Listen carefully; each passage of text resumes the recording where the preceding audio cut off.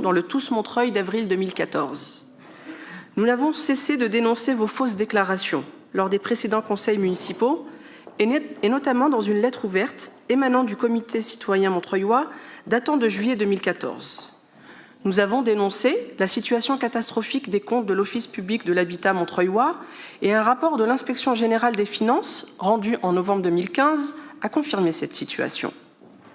Ce rapport pointe un certain nombre d'irrégularités. L'augmentation significative des dépenses de fonctionnement avec le recrutement en masse de contractuels sous la mandature de Voynet, l'absence de publicité pour les marchés passés pour des travaux d'entretien dans des immeubles, la baisse du résultat net de l'OPHM de 71,25%, passant de 3,74 millions d'euros à 1,08 million d'euros, plaçant l'organisme en quasi-faillite. La non-application du supplément de loyer de solidarité, SLS, qui peut être réclamé aux locataires dès lors que ses revenus excèdent les plafonds de ressources exigés pour l'attribution d'un logement social. La perle de ce rapport reste le versement en juin 2014 d'une indemnité de départ de 27 000 € à l'ancien directeur général de l'Office, Jean-Paul Bléry. Aujourd'hui, vous nous demandez d'approuver un protocole entre la ville, l'OPHLM, et la Caisse de garantie du loyer locatif social, pour lequel la ville s'engage à payer, en 4 ans, 4 472 000 € pour éponger le déficit de l'Office.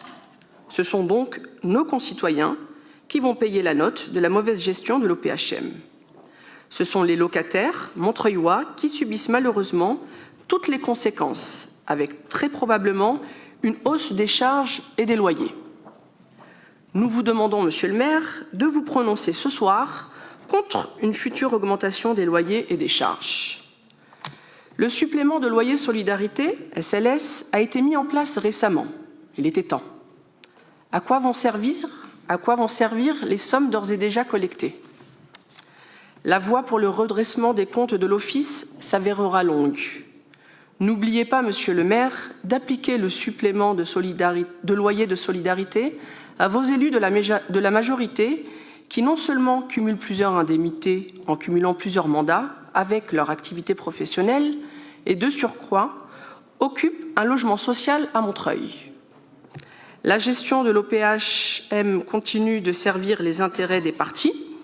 Quel bel exemple du partage des richesses. Ce n'est pas étonnant que les Français se détournent de la politique et pensent que les élus sont tous pourris. Le protocole prévoit la vente du patrimoine, dont une résidence entière, du jamais vu dans une mairie communiste. Communiste de nom, bien sûr.